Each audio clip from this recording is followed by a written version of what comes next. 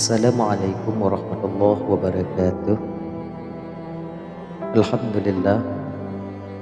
Allahumma salli wa sallim ala sayyidina Muhammad ibn Abdillah wa ala alihi wa ashabihi wa man tabi'ahu ila yaumil qiyamah.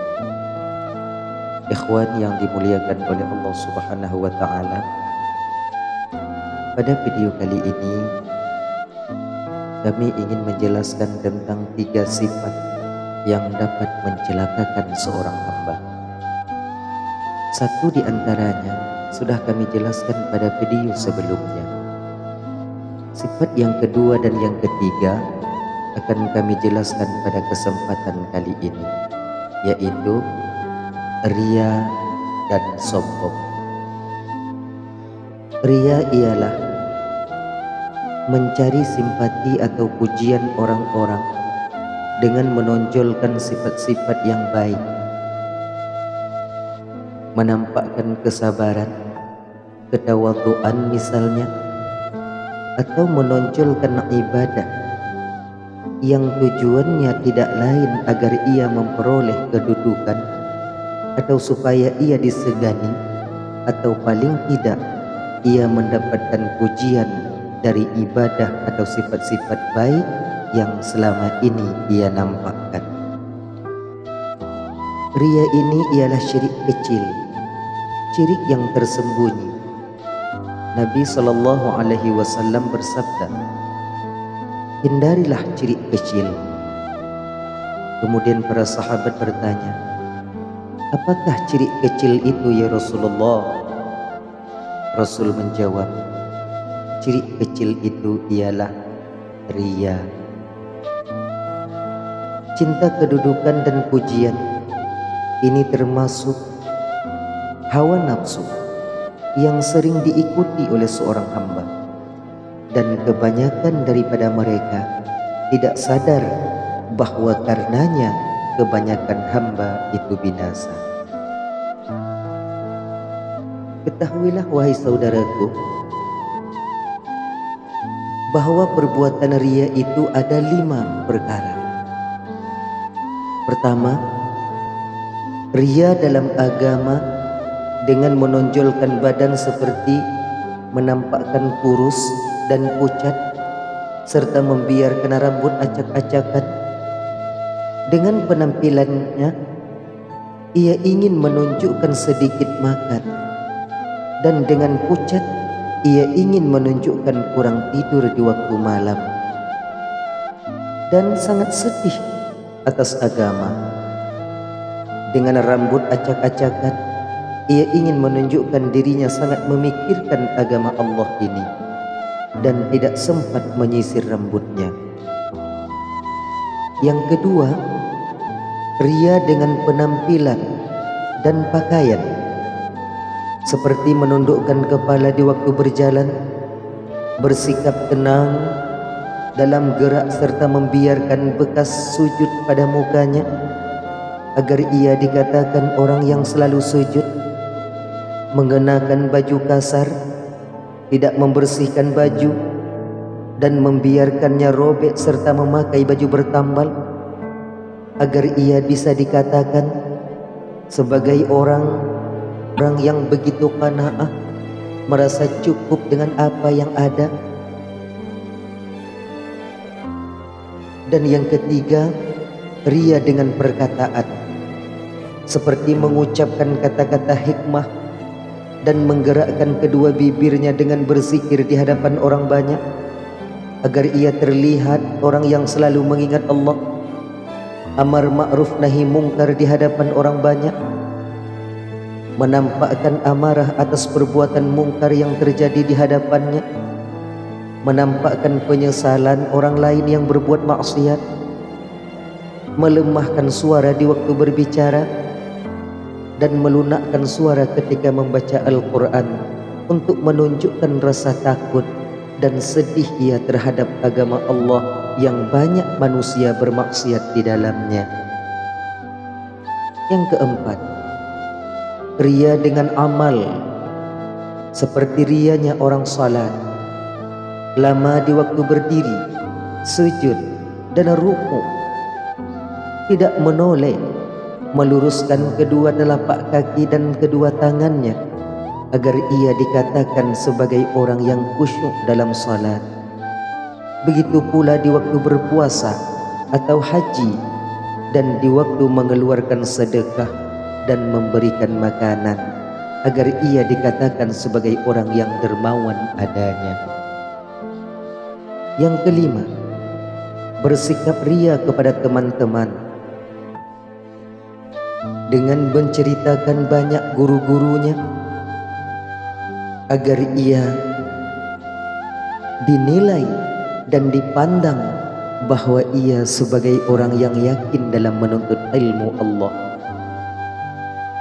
Saudaraku, berhati-hatilah dengan sifat riya, karena ia dapat menghancurkan baik diri kita maupun ibadah kita di ketika sampai kita di akhirat nanti.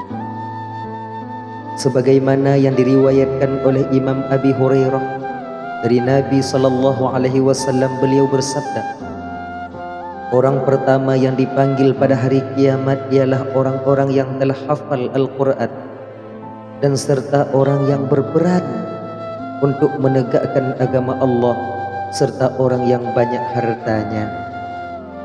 Kemudian Allah berkata kepada orang yang pembaca atau penghafal Al-Quran, bukankah aku telah mengajarimu Al-Quran yang aku turunkan kepada Rasulku? Orang itu menjawab, benar wahai Tuhan. Allah berfirman, apa yang engkau amalkan dari yang engkau ketahui itu? Lalu orang itu menjawab, aku mengamalkannya sepanjang malam dan siang wahai Tuhan. Ketika itulah Allah berfirman, kadzabta, engkau dusta. Dan para malaikat ketika itu serentak mengatakan kepadanya, engkau dusta. Kemudian Allah berfirman, engkau melakukan hal yang demikian ingin supaya engkau dikatakan sebagai ahli membaca Al-Quran, dan ucapan itu telah engkau temukan ketika engkau hidup di dunia. Kemudian pemilik harta didatangkan. Allah berfirman kepadanya, bukankah aku telah melapangkan rezekimu hingga engkau tidak lagi membutuhkan seseorang? Orang itu menjawab, benar wahai Tuhanku. Allah berfirman, apa yang engkau lakukan terhadap rezeki yang aku titipkan kepadamu? Orang itu menjawab, aku menyambung hubungan tali silaturahmi dengannya, tali kekeluargaan, dan mengeluarkan sedekah untuk fakir dan miskin. Ketika itu Allah berfirman, engkau dusta. Dan para malaikat pun ikut berkata, engkau dusta. Kemudian Allah berfirman, engkau melakukan hal yang demikian tidak lain supaya engkau dikatakan dermawan, dan ucapan itu telah engkau temukan dan engkau dapatkan ketika engkau hidup di dunia. Kemudian didatangkan orang yang berperang untuk menegakkan agama Allah. Allah berfirman, apa yang engkau lakukan? Orang itu menjawab, aku diperintahkan berjihad untuk menegakkan agamamu ya Allah, maka aku berperang hingga aku terbunuh dan syahid dalam peperangan. Allah Subhanahu wa ta'ala berfirman kepadanya, engkau dusta. Dan juga para malaikat ikut mengatakan, engkau dusta. Allah berfirman, engkau melakukan perang di fisabilillah, berjihad untuk membela, agar engkau dikatakan seorang pemberani, dan itu telah engkau temukan ketika engkau hidup di dunia.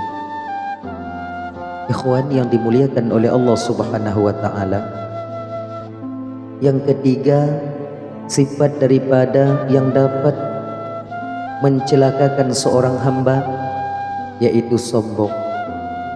Sombong terbagi kepada dua, batin dan lahir. Kesombongan batin ialah sifat pada diri seseorang hamba yang menganggap dirinya melebihi orang lain, merasa dirinya lebih alim, merasa dirinya lebih suci, merasa dirinya lebih bermanfaat untuk orang banyak daripada orang lain. Sedangkan kesombongan lahir ialah amal-amal yang timbul dari anggota badan. Apabila nampak sifat sombong pada anggota badannya, maka itulah dinamakan dengan takabur. Namun, apabila seseorang hamba itu menganggap dirinya mulia, tetapi ia memandang orang lain lebih mulia daripadanya, maka ia tidak digelar atau dianggap sebagai orang yang sombong atau meremehkan orang lain, namun ia menganggap dirinya lebih hina daripada orang yang diremehkan, ia pun tidak menyombongkan diri. Andai kata ia menganggap orang lain seperti dirinya, ia pun tidak dianggap seperti orang yang sombong adanya. Akan tetapi, orang yang sombong ialah orang yang menganggap dirinya lebih baik daripada orang lain. Sebagaimana dikatakan oleh iblis yang terkutuk, engkau ciptakan aku dari api dan engkau ciptakan dia, yaitu Adam, daripada tanah, maka aku lebih baik daripadanya. Orang sombong ialah orang yang tidak mau menerima jika dinasihati, dan apabila menasihati ia bersikap keras. Apabila perkataannya disanggah ia akan marah, dan jika mengajar tidak bersikap lemah lembut terhadap para pelajar dan muridnya. Ia suka membentak, menyebut-nyebut kebaikannya kepada mereka, dan menjadikan mereka sebagai pelayannya. Ia memandang kepada orang awam seperti memandang seekor keledai, karena menganggapnya bodoh dan hina. Setiap orang yang menganggap dirinya lebih baik daripada seseorang di antara makhluk Allah, maka ia pun termasuk orang-orang yang sombong adanya. Ikhwan yang dimuliakan oleh Allah Subhanahu wa taala, mudah-mudahan kita terhindar daripada sifat-sifat yang tercela ini, agar kita menjadi hamba Allah yang lebih baik di masa yang akan datang. Amin amin ya rabbal alamin. Wallahu a'lamu bissawab, wa ilaihi marji'u wal ma'ab. Assalamualaikum warahmatullahi wabarakatuh.